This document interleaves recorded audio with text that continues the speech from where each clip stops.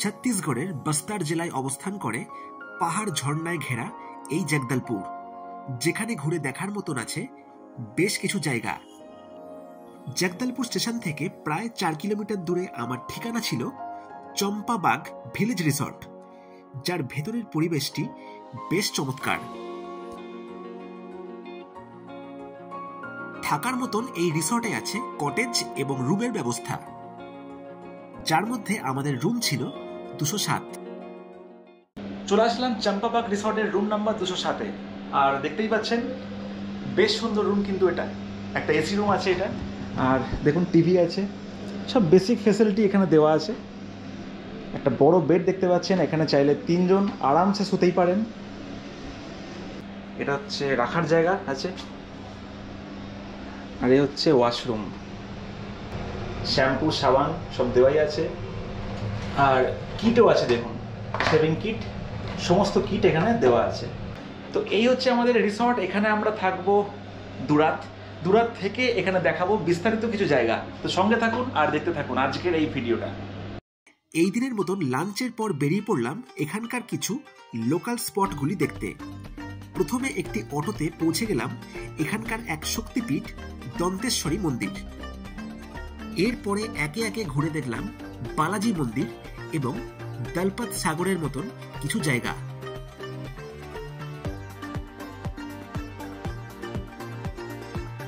এই দিন রিসর্টে ফিরে দেখলাম এক ঝলমলে পরিবেশ।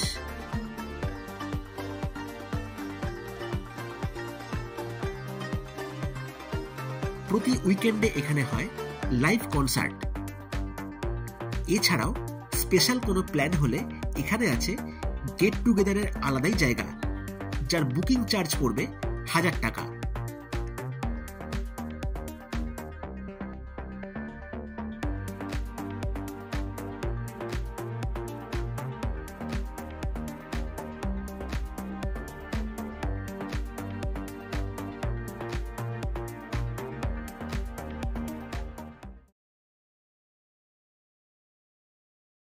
জগদলপুরে আজকে আমাদের শেষ দিন, আর আজকে আমরা দেখব জগদলপুরের সব বিখ্যাত সাইট সিংয়ের জন্য বলা আছে আমাদের একটা গাড়ি।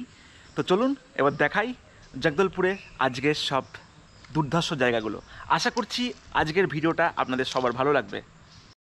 চমৎকার রাস্তা এবং জঙ্গলের মধ্যে দিয়ে পৌঁছে গেলাম কাঙ্গের ভ্যালি ন্যাশনাল পার্ক, যার প্রাকৃতিক পরিবেশ দেখে অবাক হলাম।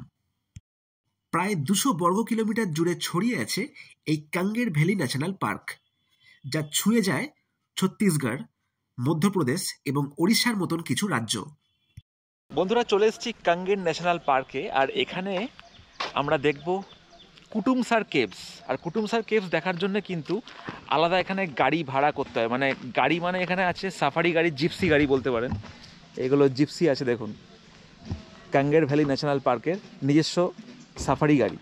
তো এই সাফারি করে কিন্তু আমরা যাব। আর এটা হচ্ছে 7 সিটার গাড়ি আছে। যদি আরও আপনারা ট্যুরিস্ট পান তাহলে কিন্তু শেয়ারে আপনাদের হয়ে যেতেই পারে, কিন্তু যদি ট্যুরিস্ট না পান তাহলে কিন্তু আপনাদের নিজের টাকা দিয়ে এটা করতে হবে। তো দেখা যাক কেমন কি রেট পড়ে, কেমন কি ভাড়া পড়ে। আমরা এখন কথাবার্তা বলতে যাচ্ছি সামনে, যদি কোনো শেয়ারিং আমরা পাই। এই হচ্ছে জায়গাটা, আর এখান থেকেই সব এই গাড়িগুলো ছাড়ে। বন্ধুরা, শেয়ারিং হয়ে গেছে, কিছুক্ষণ ওয়েট করার পরে আর আমরা এখন চলে যাচ্ছি কুটুমসার কেভস দেখার জন্য। তো সঙ্গে থাকুন আর দেখতে থাকুন এই রোমাঞ্চকর ভিডিওটা। আশা করছি আপনাদের সবার ভালো লাগবে। এই হচ্ছে আমাদের গাড়ি, 133 নম্বর গাড়ি সাফারি। এই অভয়ারণ্যের মধ্যেই দেখা যায় বেশ কিছু দ্রষ্টব্য, যা একে একে এই সাফারির মাধ্যমে দেখতে লাগলাম।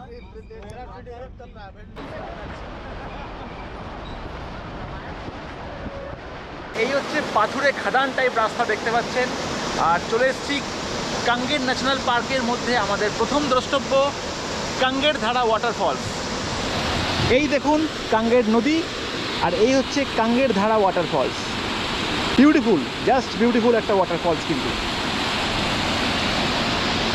এরপর আরও একটু এগিয়ে পৌঁছে গেলাম এখানকার বিখ্যাত কুটুমসার গুহা। কাঙ্গের ভ্যালি ন্যাশনাল পার্কে আছে 3টে কেভস। একটা হচ্ছে ডান্ডাক কেভস, একটা হচ্ছে কৈলাস কেভস, আর আমরা যেটা দেখবো সেটা হচ্ছে কুটুমসার কেভস। ডান্ডাক কেভস খুবই অফবিট, অনেকেই কম যায়। আর কৈলাস কেভস হচ্ছে নাক্সালাইট এরিয়ার মধ্যে আছে, তাই রাস্তা কিন্তু বন্ধ আছে। আর কুটুমসার কেভস আমরা এখন দেখতে যাচ্ছি। তো চলুন দেখা যাক কেমন কেভসটা হয়। এটা একটা লাইমস্টোন কেভস আর বেশ বিখ্যাত কিন্তু এখানকার কুটুমসার কেভস। চলুন এবার দেখা যাক কুটুমসার কেভস। কাঙ্গের নদীর তীরে অবস্থান করে এই গুহা, যার নাম আগে ছিল গোপনসার কেভ। কুটুমসার গ্রামের কাছে হওয়ার জন্য এই গুহার নাম এখন কুটুমসার।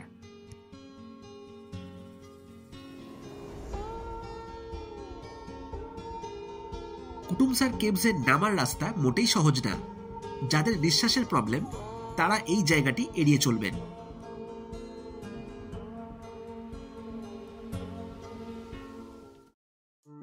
কোনো রকমে ভেতরে প্রবেশ করে দেখলাম এক আলাদাই অন্ধকার জগৎ, যেখানে সৃষ্টি হয়েছে এই প্রাকৃতিক চুনা পাথর গুহা।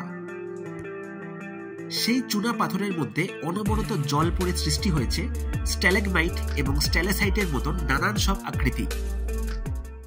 सबसे गहरी गुफा और लंबी गुफा है।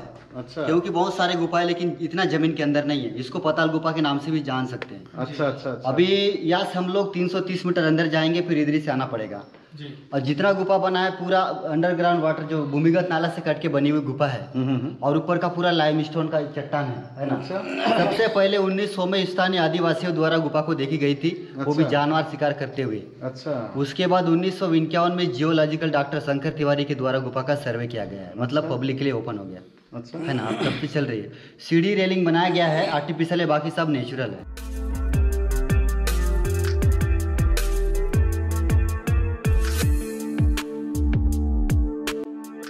প্রায় 1.5 ঘন্টা এখানে কাটিয়ে কোনো রকমে বাইরে বেরিয়ে আসলাম। কুটুমসার কেভস বর্ষাকালে বন্ধ থাকে, তাই বর্ষা বাদে যে কোনো সময় সকাল 8টা থেকে বিকেল 4টের মধ্যে ঘুরে দেখতেই পারেন।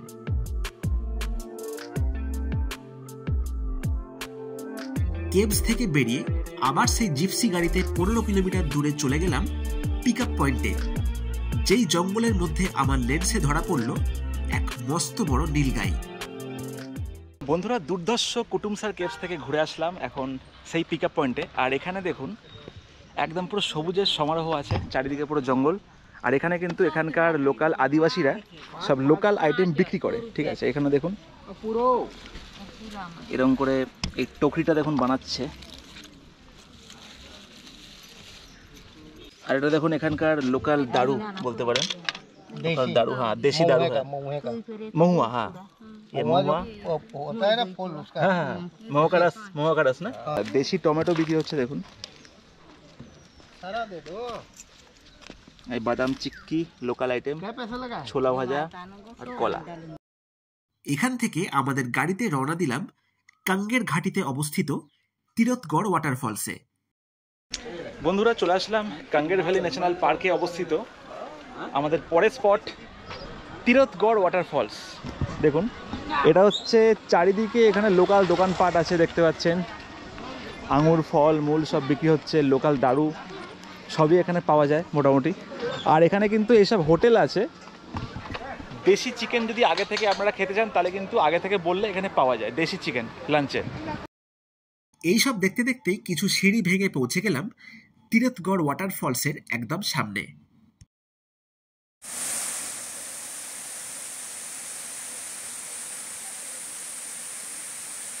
দুশো 99 ফিট ওপর থেকে 3টে ধাপে কাঙ্গের নদীর ওপর পড়েছে এই জলপ্রপাত, যার থেকেই সৃষ্টি হয় এই তিরথগড় ওয়াটারফলস। এই জায়গার কিছু দোকানে দেখা যায় এখানকার লোকাল ডোকরার কাজ এবং কাঠের সব নানান জিনিস। ফেরার সময় এই লোকাল দোকানে লাঞ্চ করে রওনা দিলাম আমাদের শেষ দ্রষ্টব্যের দিকে। বন্ধুরা, ফাইনালি আমি এসে পড়লাম এই ছত্তিশগড়ের সব থেকে জনপ্রিয় ইন্ডিয়ান নায়গ্রা যাকে বলা হয়, এই চিত্রকূট ফলস। দেখতে পাচ্ছেন এই হচ্ছে চিত্রকূট ফলস। যদি ফেব্রুয়ারি মাসে আপনারা আসেন তাহলে কিন্তু এরকম রূপ আপনারা দেখতে পাবেন।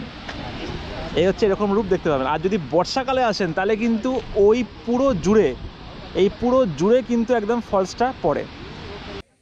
ইন্দ্রবতী নদীর ওপর 95 ফিট ওপর থেকে গড়িয়ে পড়ে চিত্রকূট জলপ্রপাত। বর্ষাকালে যার প্রশস্ত বেড়ে হয়ে যায় 980 ফিট। এত চওড়া জলপ্রপাত হওয়ার ফলে চিত্রকূটকে অনেক সময় ভারতের নায়াগ্রা বলা হয়ে থাকে।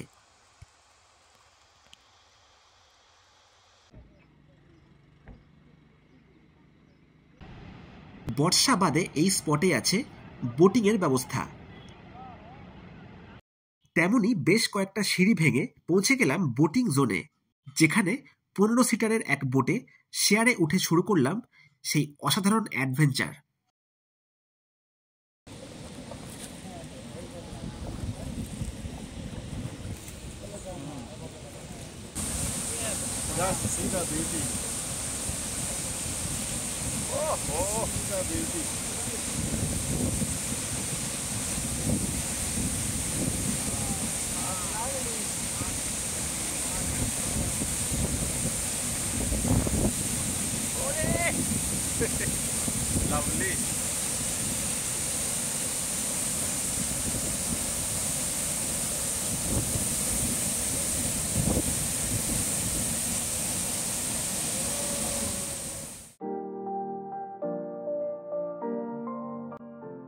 জগদলপুর সকালে পৌঁছানোর জন্য আপনারা 3টে পথে পাবেন 3 রকমের ট্রেন।